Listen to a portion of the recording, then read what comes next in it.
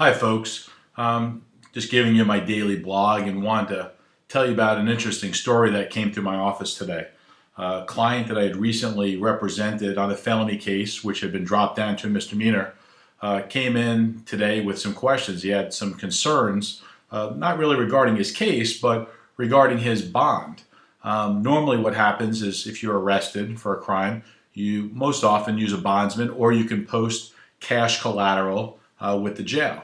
Well, in this case, the client's parents, mother, had put a $3,000 bond, cash bond on one case, on one count, and a $1,000 bond on the second count. So a total of $4,000.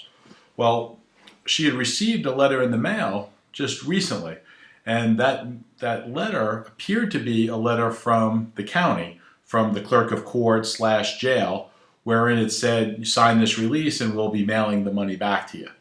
Well, when they stopped by the bond office today at the jail, at the courthouse, they were told that apparently it was a scam, that someone had showed up at the bond office with identification and a document signed by them that was notarized, which released the money to this third party.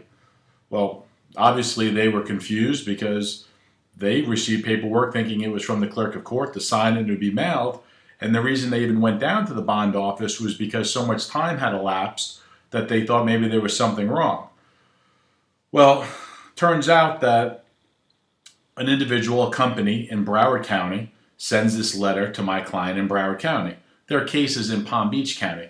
Now, what you got to remember is all of the information when someone is arrested, their bond status, how much they pay, the charges, is all public access.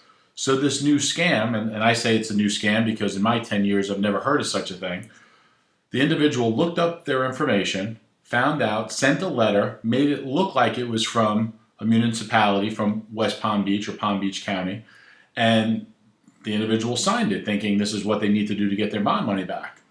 Well, now the person has this document. They walk into the West Palm Beach clerk of courthouse, and they go to the bond office. I think it's on the third floor. And what they do is they give their ID. They give their ID. They're not thinking, but they give their ID, and they also give this waiver.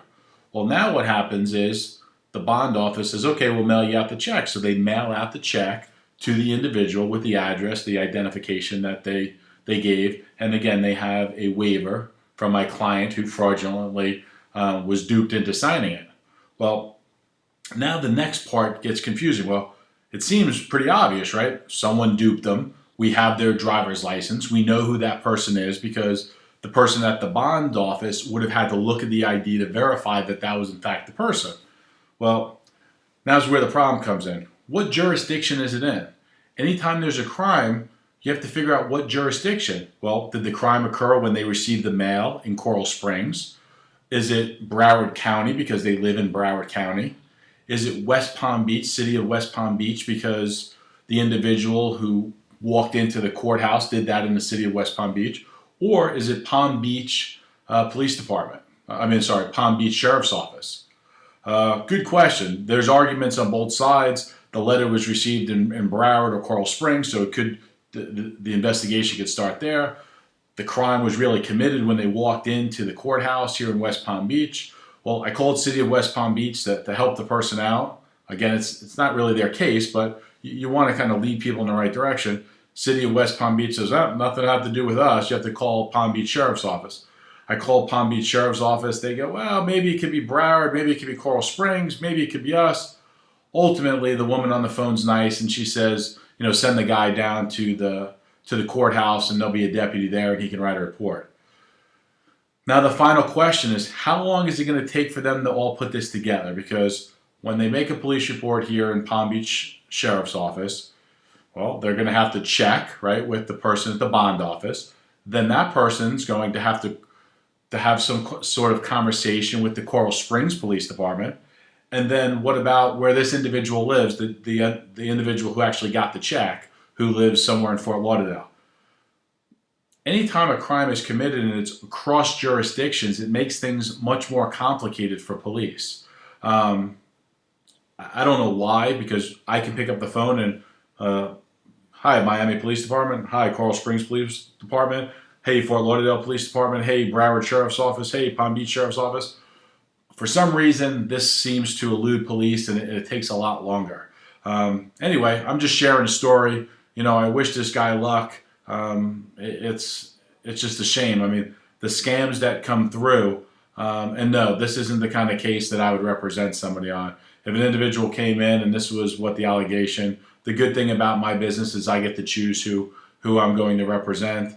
And this is just a con that to me is almost unimaginable. Like I said, I've never even heard of such a thing in my 10 years, but I'm sharing the story. Be careful around the holidays, Christmas, Thanksgiving, Christmas, New Year's. There always seems to be some new scam. The people who are being arrested for whatever their scam may be, they're now being scammed by another party. It's a scam on top of a scam on top of a scam. It's unfortunate. Be careful. I'm Roger P. Foley, and if you have any questions, concerns regarding a criminal case or a personal injury matter, feel free to contact my office. Thank you.